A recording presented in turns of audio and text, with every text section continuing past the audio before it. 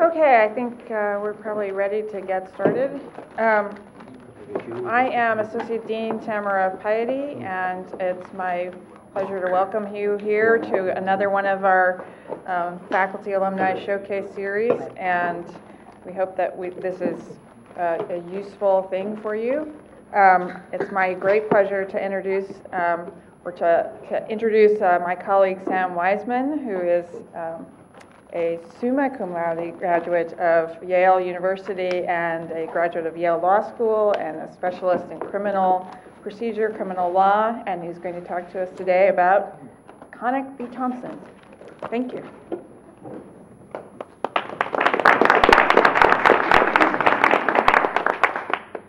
Well, thank you and welcome again. So Connick v. Thompson was a case issued this year in the spring term 2011. And so today I'd like to talk about the case and its implications for both the Brady Rule and municipal liability under Section 1983. And then try to place the case in the context of the court's recent trend towards limiting the scope of the Brady right and remedy. Now, I think you all have an earlier version of my slideshow. I've added some slides mostly relating to the factual background of the case, but they're taken from Connick itself, so you should be able to find that information, and I'm happy to provide an updated slideshow. If there's one thing that I've learned from teaching, it's that you can never have enough slides. Okay. All right, so the first thing that I thought I'd do is just for some of you, this will look very familiar, but it may be useful to provide a little bit of background. What is the Brady Rule? So, as the court has, and we'll talk a little bit more about this later, as the court has recently explained Brady, we can see here that favorable evidence is that which is material.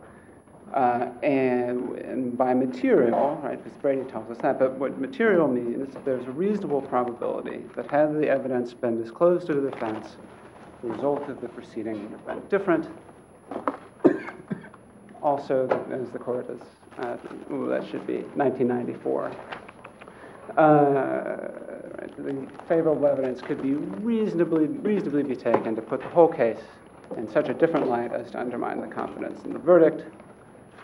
We cannot hear you back here. Can you speak into the microphone or just pretend I'm deaf and really speak loud like the late Justice Opala? Really loud. I'll see what I can do. Much better. All right. So, and another thing that the court has told us is that the prosecution is responsible not only for disclosing information that it has in its possession, but also for obtaining relevant material information from the police so that there can be a Brady violation for a failure to disclose material in the possession of the police that the prosecution, in fact, does not possess. Does that make sense? Can you hear me? All right. Excellent. Okay. So with that out of the way, I want to talk briefly about the factual background of Connick so that everyone knows what we're talking about. So it goes back to New Orleans in 1984, where there's a murder of the son of a prominent businessman. The eyewitness accounts suggest that it was a 6 feet tall African-American male with close-cut hair. So naturally, they ended up convicting and sentencing to death a 5'9" man with an afro. Okay, so you'll see also here that that while the murder investigation was ongoing, there was another crime was committed. There was an assault that the police linked to the murder, and in this assault, right, there was some blood evidence.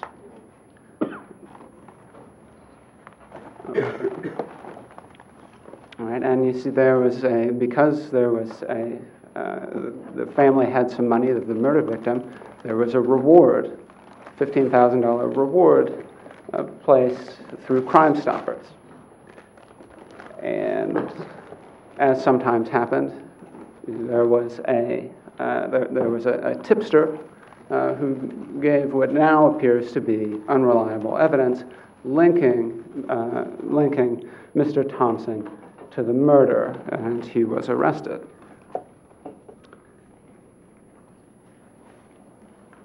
Okay, so the New Orleans Parish District Attorney's Office prosecuted Mr. Thompson for both the robbery and the murder. They prosecuted him for the robbery first, right, for two reasons.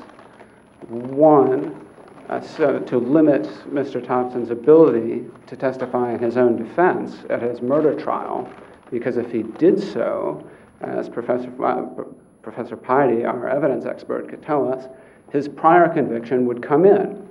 Right, so they effectively limited Mr. Thompson's ability to testify in his own defense at the murder trial, and they were able to use the prosecution for robbery as an aggravating factor when seeking the death penalty. Okay, and now we get to the really juicy bits.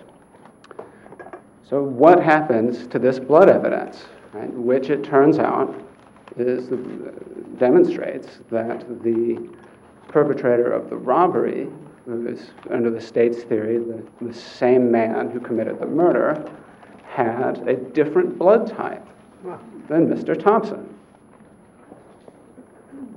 Well, obviously something went wrong, right? And what went wrong was, well, there were a number of things, but one of the prosecutors checked the blood evidence out of the property room, after never disclosing it to the defense, on the day of trial, and it disappeared. Oh, no. Disappeared for 15 years, in fact.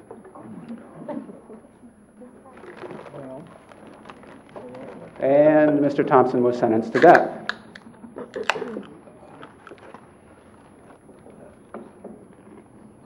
So what happens?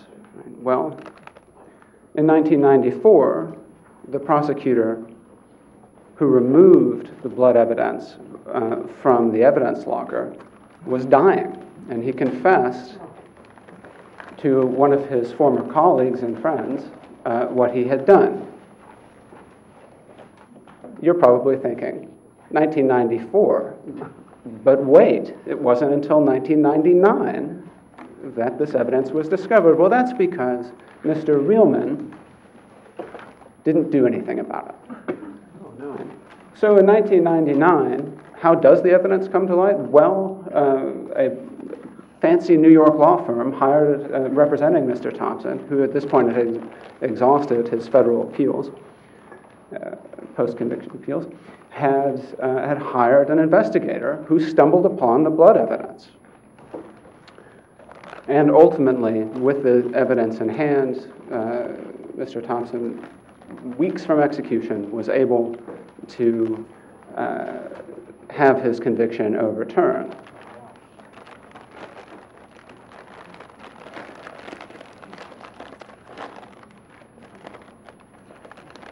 Outrageous, yes? So then, as you would hope, there was a grand jury investigation into criminal civil rights violations by these prosecutors, which lasted for a day.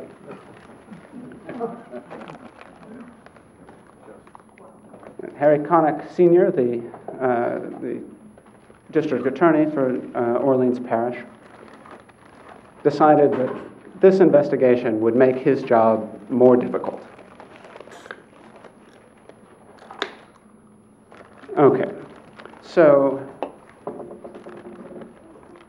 also he decided to retry Mr. Thompson, unsuccessfully, as it turned out, when all the exculpatory evidence came in. All right. So what happens next? Well, there was a 1983 suit by Mr. Thompson against Connick in his official capacity as the chief policymaker for Orleans Parish. And here we see 42 U.S.C. section 1983. Now you may ask, but wait, why not sue Connick in his individual capacity? Clearly a bad actor, or one of real men. Why not prosecute real men? Sitting on this evidence with a man on death row for 5 years, if anyone deserves civil liability, wouldn't it seem to be him? But of course, as we'll come back to shortly, prosecutors enjoy absolute immunity from 1983 suits for their prosecutorial conduct. Okay. So let's talk about the 1983 suit, which of course is what Connick v. Thompson is all about. And here I thought it might be useful to give a little bit of background on what the court has said about municipal liability for civil rights violations under Section 1983. Because again, this suit is against Connick and Orleans Parish in their official capacity. Okay, so you may reasonably think, well, those of you who are in civil litigation represent companies, corporations. Often, now I'm not a tort expert, but I do remember some things from law school. If employees commit torts, then frequently their employers are liable. Yes, respondeat superior. So why not? How about this as a theory for Orleans Parish's liability? They've hired these bad actors. They've committed these outrageous civil rights violations. What's the problem? Well, of course, the court has long rejected respondeat superior liability under Section 1983. Instead, the court has said that municipalities can only be liable under 1983 for their own actions. Makes sense as far as it goes, right? Except, how does a municipality act? How does a corporation act? Things get very metaphysical very quickly. And the answer to that question, the court has said, is through official policy. Right? So if you set a policy, you have acted. And sometimes, right, policies are very simple. So the city of Tulsa has a hypothetical policy. We don't hire women. And we put it in the city charter. Done, right? That's easy. But it gets harder because most of the time, these days, municipalities are smarter than that. Not always, but most of the time. Right? So there are other ways. There are other types of policies. So perhaps the most common is an informal policy, right? A custom of practice. Right, that is not written down, and perhaps may not even be spoken about, but is so widespread as to practically have the force of law, as the court tells us.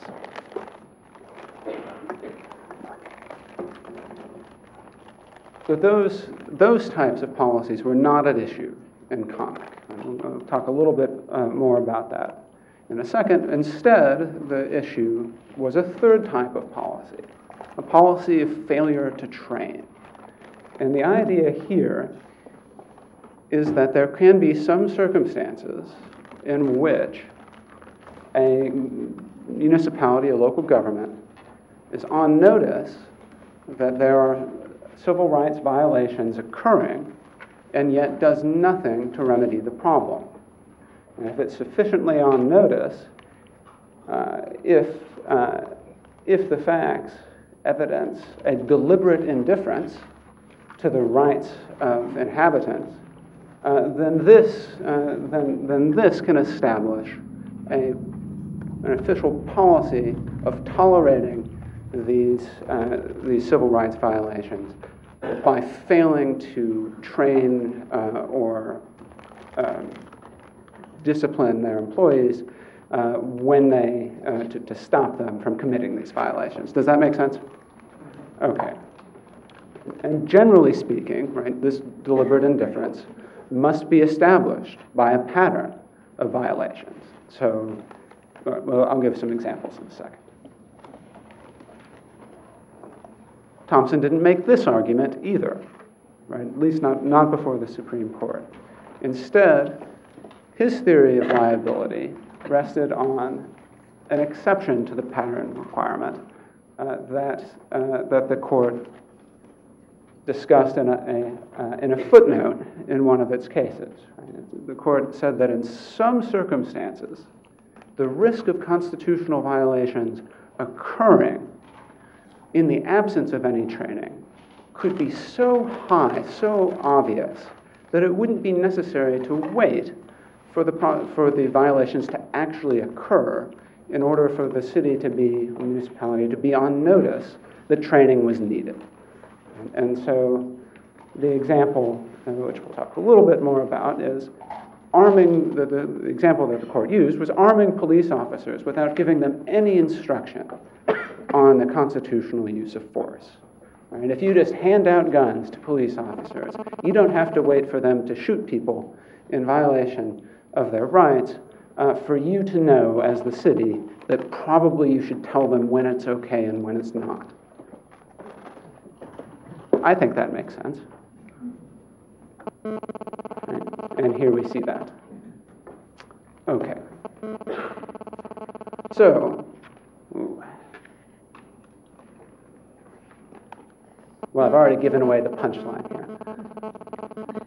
So again, just to recap, official policies under 1983, you could have a formal policy, right? Written down in the official police handbook of Taunton. You can just tase anyone if you feel like it.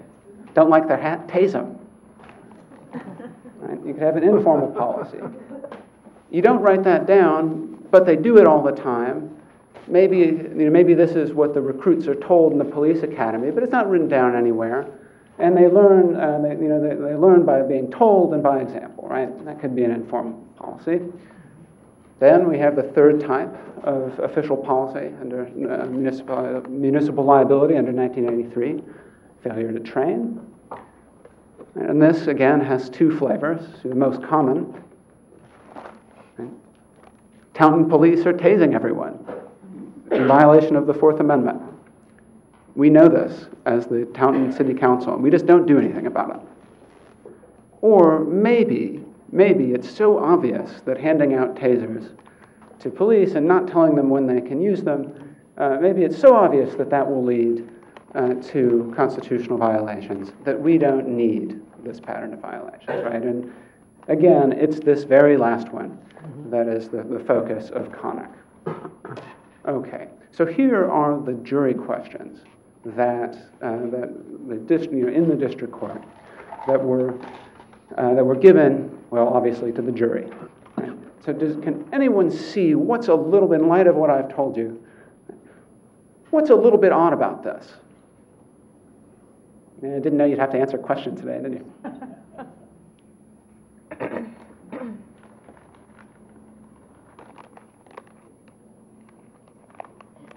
Really the first one.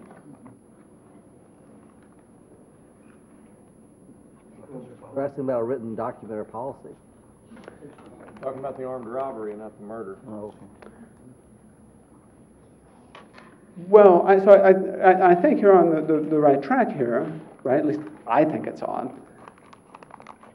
The first question says, was the Brady violation the result of an official policy?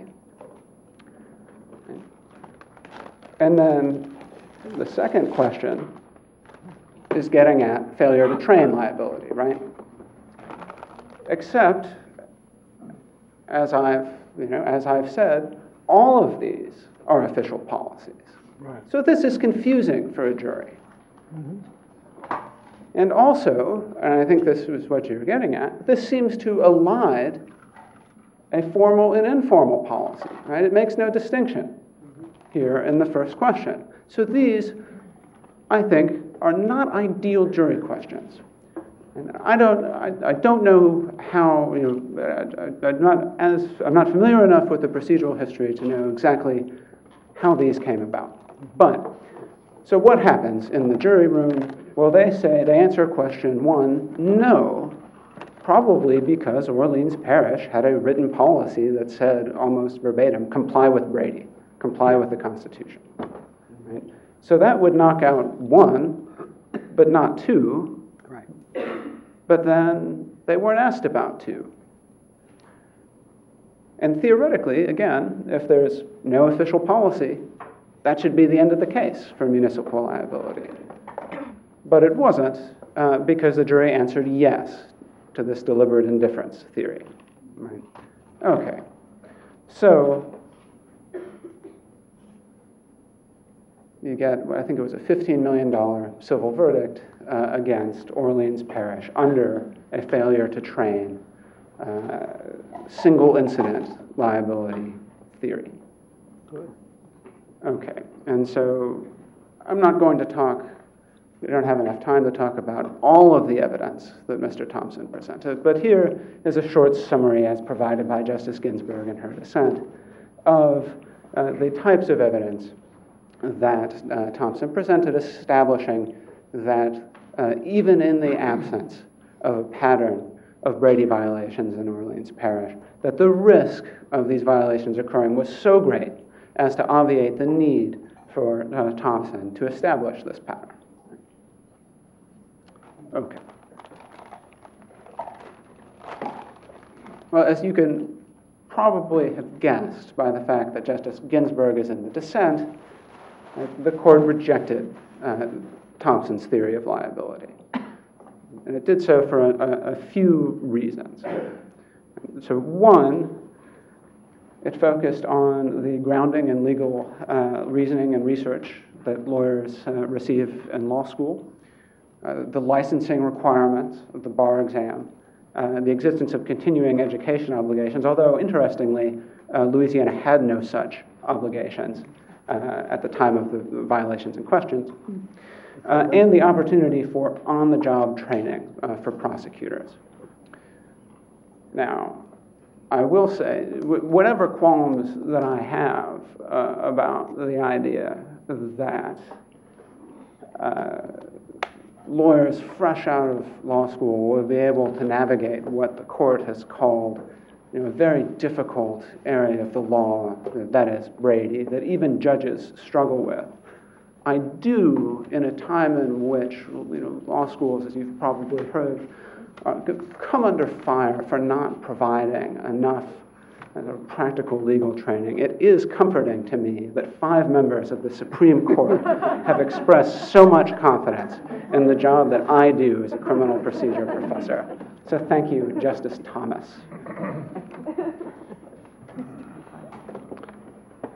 Okay. Interestingly, the court did not actually limit itself to rejecting the arguments that Thompson actually made. That is, again, the single incident liability theory, the idea that the risk of Brady violations in the absence of any training for these young prosecutors straight out of law school was so great that a pattern need not be established. The court also reached out and said that even if Thompson had made such an argument, it would have failed.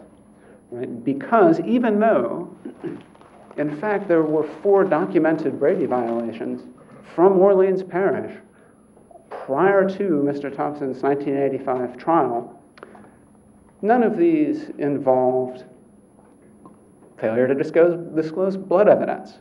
They were totally different types of Brady violations, says the court. And so these could not, if Thompson had argued that there was a pattern of Brady violations, wouldn't have been specific enough to clue in Orleans Parish that they needed to provide more training for their prosecutors. Now, if this extraordinary specificity were to be generally required by the court under a informal policy theory, it would have, I think, very significant implications for municipal liability in 1983. But the court did, in this case, suggest that this rule was limited to the Brady context because of the special training that lawyers receive in legal reasoning and research. Okay.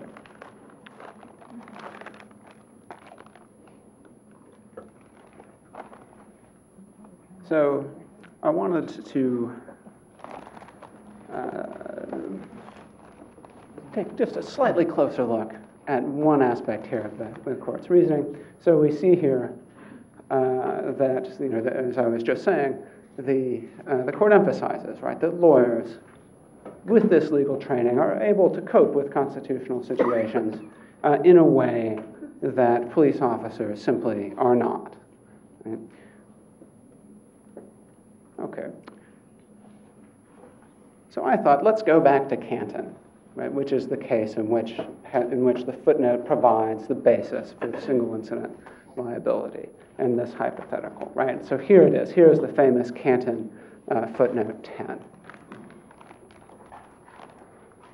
Here is Justice O'Connor explaining, as I have done, the arming police officers without training could be, really could be characterized as so obvious that it could be characterized as deliberate indifference. So when I was, preparing for this lecture, when I was writing this short paper, I decided, a bit of a whim, to go ahead and click through to Tennessee v. Garner. Right? And let's see, shall we? What is Tennessee v. Garner about? Well, it's a Fourth Amendment excessive force case, and it involves a Tennessee police officer shooting a 5'5" to 5'7" tall 17 or 18-year-old suspected burglar with $10 in his pocket in the back. That violates the Constitution. So, bringing the links together, the court has more confidence that lawyers straight out of law school, right, who may never have taken a criminal procedure course, will be less likely to commit Brady violations, which again, the court has on multiple occasions stressed are such a difficult area of the law that judges struggle with them, and that even honest prosecutors face a significant risk of committing.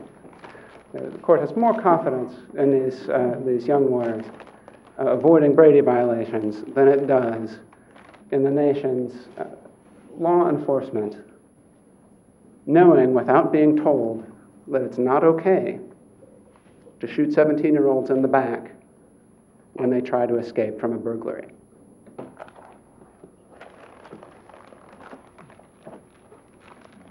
I'm not sure whether I should, again, be heartened by that as a law professor or insulted on behalf of America's peace officers. Okay, so with this, right, this gives you a brief account of the Connick case, its implications for 1983 liability, which is to say, at least in the Brady context, it will be essentially impossible, right, to establish single incident liability, and as a result of the courts reaching out, very, very difficult to establish a pattern of relevant constitutional violations.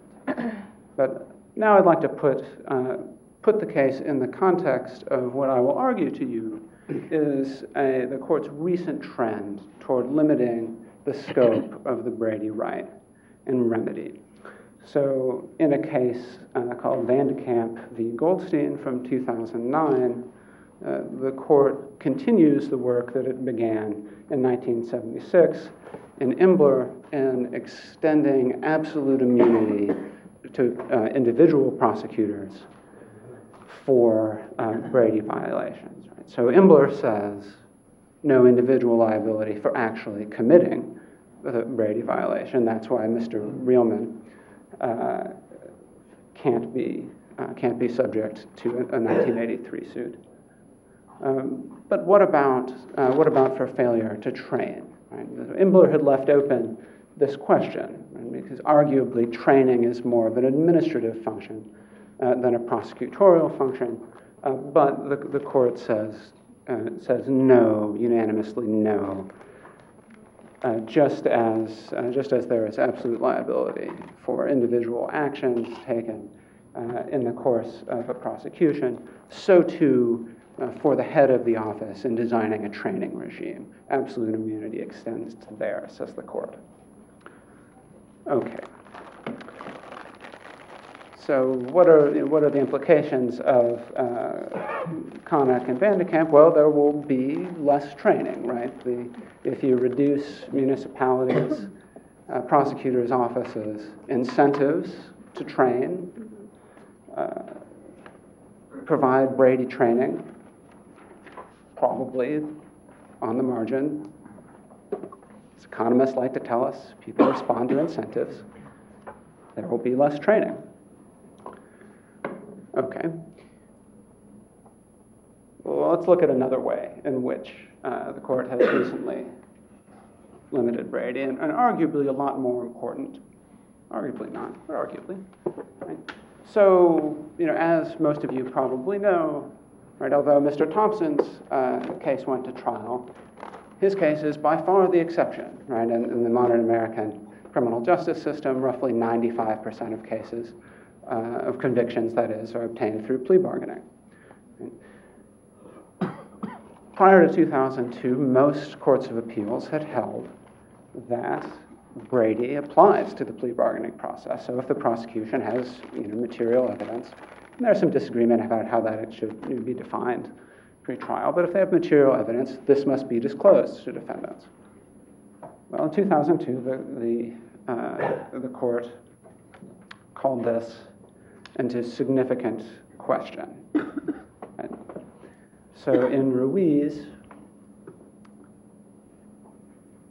we see here that the court comes very, very close to concluding that Brady applies only at trial. Now, Ruiz was limited to material impeachment information, right?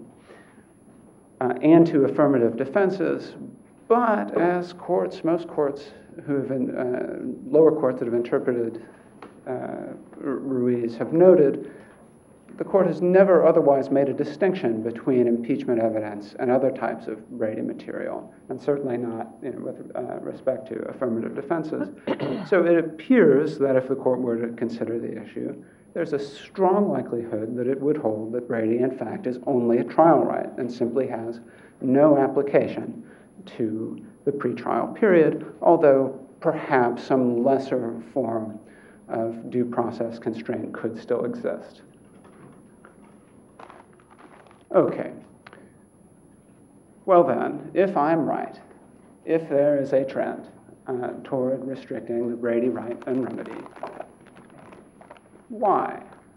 So now you're almost certainly familiar, right, with the court's retreat from the expansive Fourth Amendment.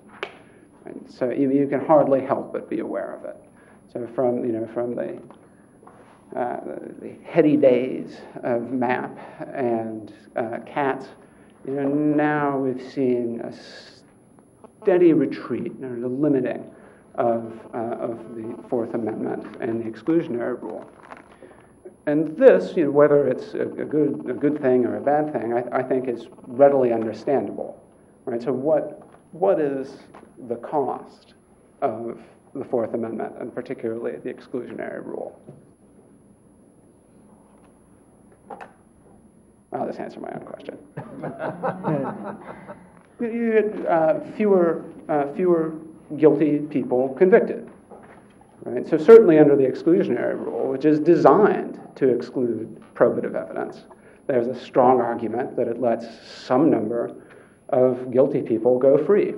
This is a real cost, and in fact, the Fourth Amendment itself, right? There's a reasonable argument that maybe we just shouldn't have it. Right? Maybe it itself is a bad policy decision. Maybe we'd be better off letting, in an age of international terrorism, letting the government search as much as it wants all the time. Right? This is, you may agree or disagree, but I think that is a sort of reasonable position to have, or at least understandable. But what is less understandable, at least I think at first glance, is the court's restriction of Brady. Because now, here we see the Brady rule as it's originally formulated. Right? You'll see that the key word here is material.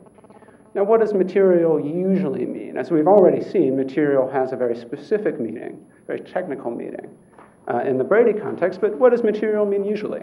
And you'll have to help me here, because all I know is Brady.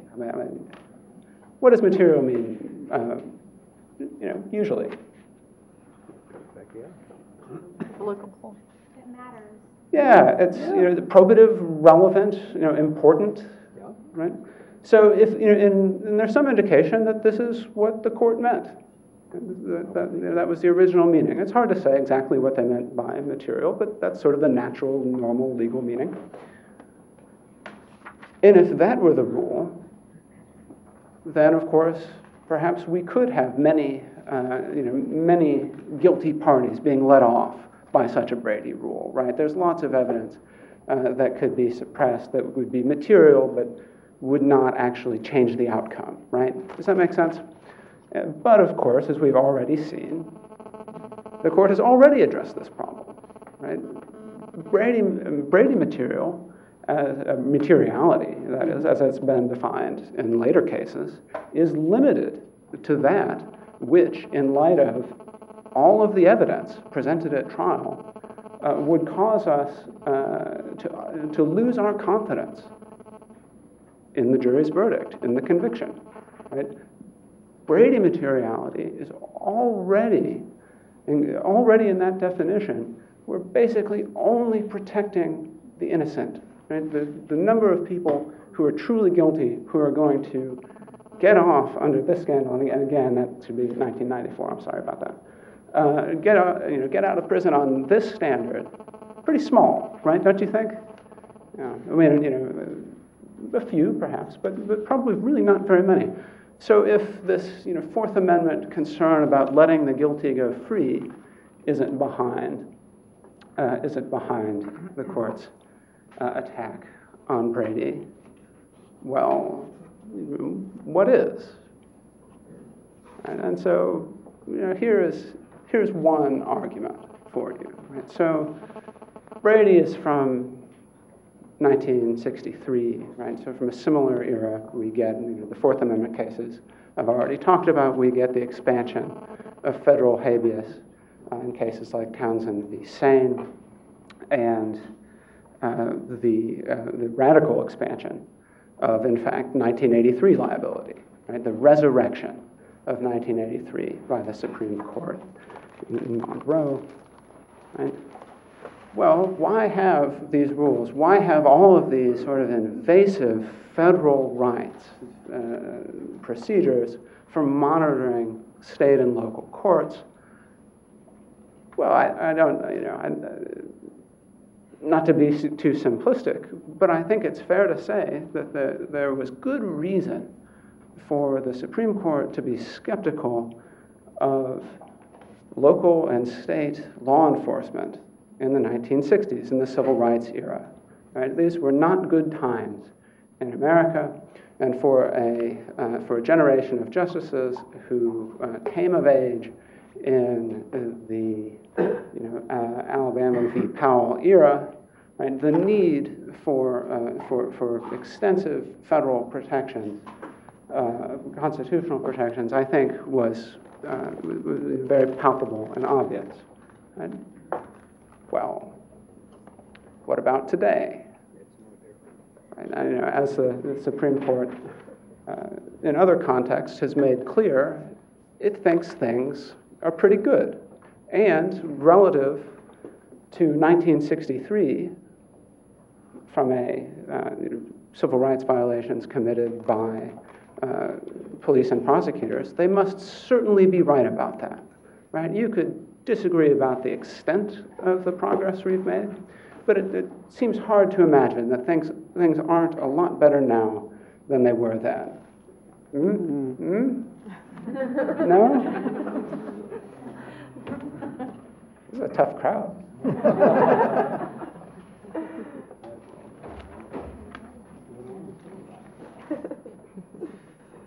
So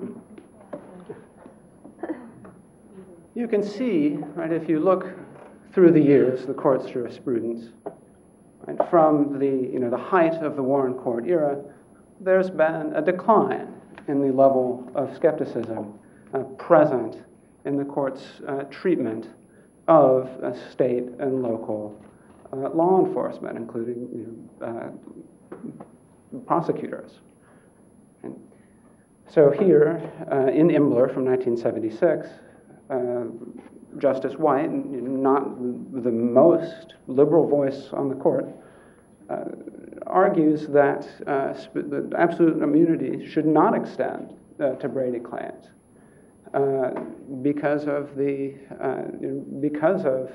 difficulty in discovering them and the need for deterrence. Right? Then in Pembauer in '86, the court we get Justice Powell, joined by Chief Justice Berger and Justice Rehnquist, emphasizing that yes, we need 1983 to cause law enforcement to err on the side of not committing civil rights violations. Right? And perhaps most tellingly, here in federal habeas, right, why have federal habeas? Well, one reason is you need someone looking over the shoulder of state courts to make sure they fall in line. Right, says Justice O'Connor for the conservative wing of the court. But if it's been declining for a while, it is now fallen off the cliff. So Justice Thomas's opinion in Connick says nothing about deterrence. Nothing. In a case also from the spring term of this year, it rejects the very idea that state courts would ever be influenced by anything that a federal habeas court might do. Right? Shocking for all 9 justices. And this is my favorite from Van de Kamp in 2009, another unanimous decision. Right? Ah, yes, you see, if we had liability, we could reduce the number of Brady violations. Of course, as of 2009, this is an argument against liability. Okay, so I do want to leave a little bit of time for questions, but I want to make the case for you, and it sounds like with this crowd, maybe I don't even have to, but even if you were to agree with me, or not, that the need for rules like Brady may not stem from the same concerns that the original decision did. Right? We may not be as concerned about entrenched institutional and societal racism by America's police forces today, not as concerned. But even if that's true, and we could certainly, I think, spend more than 1 hour CLE discussing the extent of racial progress in America and respect for constitutional rights among law enforcement agencies. But even if you were to agree 100%, I would argue to you that the court's jurisprudence restricting the Brady right and remedy is nonetheless misguided. And, well, why? I think it's not because, and for those of you who are prosecutors, I imagine you'll agree with this part if there's nothing else in my presentation, right? People don't become prosecutors to send innocent men to jail. right? They don't seek to do this. This is not an outcome that they want, right? No, very few prosecutors actually think to themselves, I want to obtain this conviction whether or not the defendant is guilty, right? More often, they become prosecutors because they want to do justice, right? But nonetheless, errors occur. Innocent men are prosecuted. Perhaps, although I don't know, perhaps Deegan and Reelman thought they were doing the right thing because they were so convinced that John Thompson was guilty. Right? Why? Well, as of the last 10 or 15 years, the scholarship in the mind sciences has, I think, compellingly demonstrated, and has been borne out by studies of the numerous wrongful convictions that have been uncovered by DNA evidence. There's good reason to think that there are psychological reasons that make it very difficult for even honest and well-meaning prosecutors to comply with Brady and to pick out, that is, to pick out the correct defendant and recognize when that initial theory has been disproven. And we could certainly spend another hour discussing these mind sciences, although I may make Professor Piety discuss them. But I think it is enough to say that there is strong evidence to suggest that the sources of Brady violations these days are not the bad actors of 1963, but well-meaning, but nonetheless mistaken prosecutors of the 21st century. And I'd be happy to answer any questions you may have.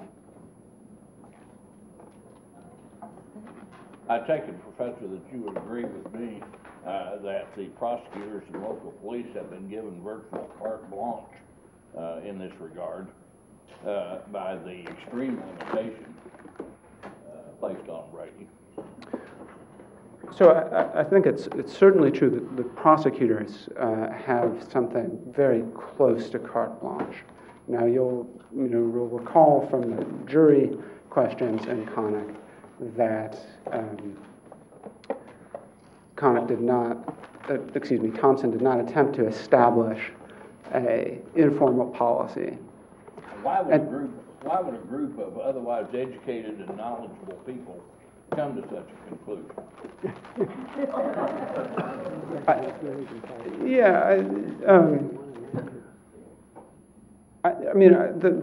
I guess there are lots of different ways I can answer that question.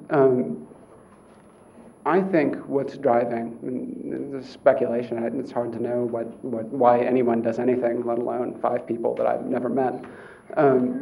But they do leave a written trail.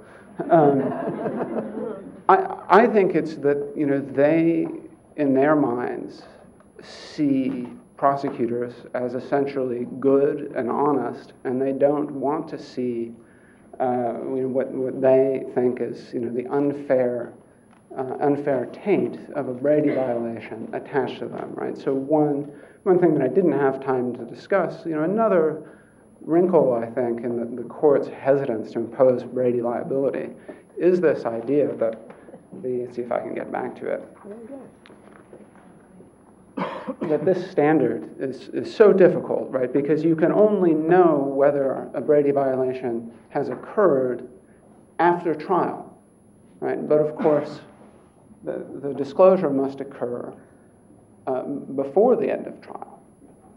And so, what some scholars have called, bizarre anticipatory hindsight review must occur. And so it seems unfair, to blame prosecutors for violating Brady. And so I think that's a small part of it. But generally, I think they have a faith that, as I've argued, in law enforcement, that previous courts simply did not to this extent. And it is, but to answer your question about law enforcement, they are still subject to individual liability. They have only qualified immunity. So that is, the law must be clearly established, but they can, if that hurdle is met, they can still be subject to 1983 liability.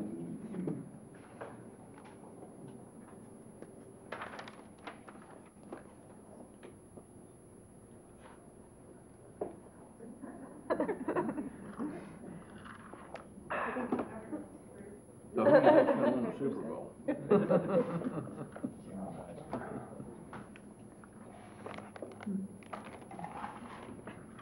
Professor, I'll just make an initial observation. I don't think human nature has changed fundamentally since 1963 or 1955 to now. And people were just as frail in prosecutorial abuse in 1955 as they are in 2011. It's unfortunate the Supreme Court is taking a restrictive approach on holding accountability to prosecutors, and this is especially compelling given the things that occurred in the city of Tulsa with the corrupt police officers that, for those of you who live in Tulsa, get ready to see your ad valorem taxes go off the charts when the civil rights violation judgments start hitting the tax rolls. For you who live in the suburbs, you're in a good place. But I mean, that's an example, and when that type of nonsense continues to go on and people start getting hit in the checkbook, maybe they'll restrict or rethink the Brady decision, but it's going to have to be a political thing, probably coming from the grassroots. Yeah, It'll take a long time. So, you know, I think it's true that the 1983 liability for municipalities is an extremely important motivation for complying with the Constitution. And I hope is clear from my presentation.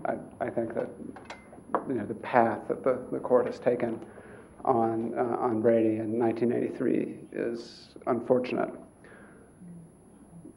But I do think that it is, I'm going to stick to my guns here and say that America now is that there are fewer sort of conscious civil rights violations today than there were 50 years ago.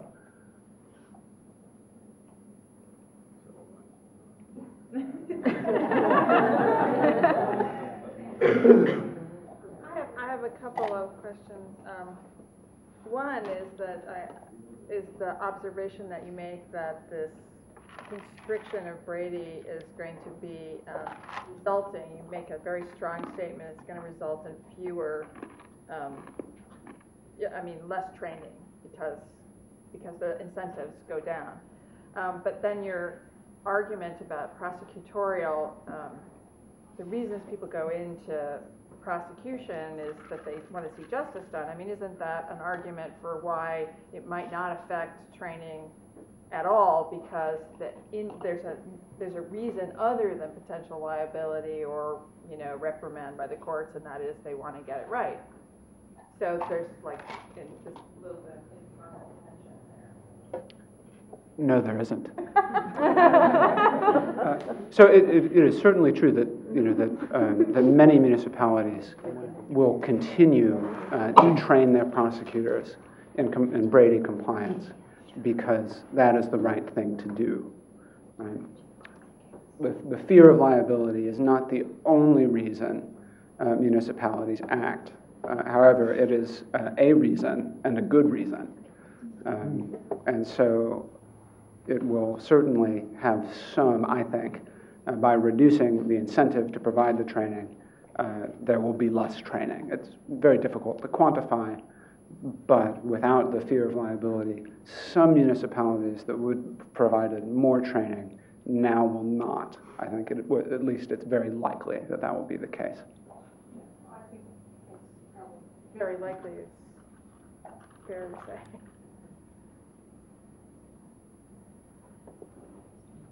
I have a question. Did I hear you right to say that you think there are less violations now than there were in the 60s? So I have to tell you, I wear crystal implants, so when I was making this writing this paper and making this slideshow, I really did not think that that would be the point that would stick. I think what I said, and I'm sticking with this, you're not going to get me to back off it, is that there are fewer conscious civil rights violations, at least per capita. I've been litigating cases since I got out of law school here at TU in 2003. And I haven't seen any change in the calls I get with the issues with the police, the prosecutors, municipals. I don't see any change. As a matter of fact, I see things picking up. Well, so now that part is actually consistent with my theory, that with the restriction of liability recently, right, you would see perhaps an uptick.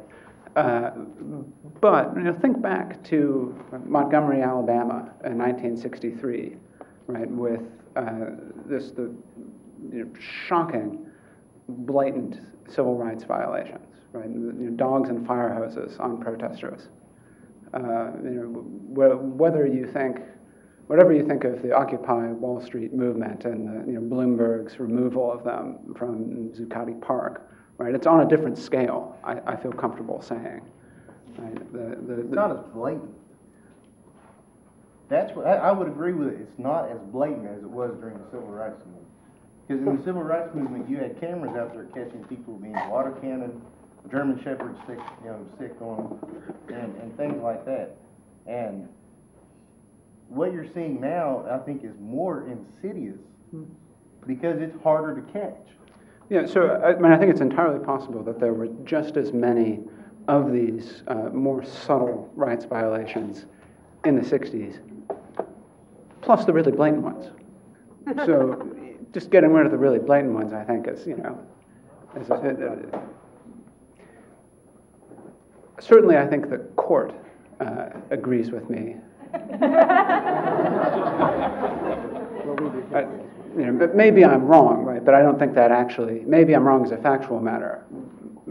Maybe. I doubt it. Hardly ever happens. But even if I am, right, I think my basic thesis here, in terms of explaining what's going on with the court, I think could still be valid, right? They may be just wrong along with me. Does that make sense? Okay. Thank you.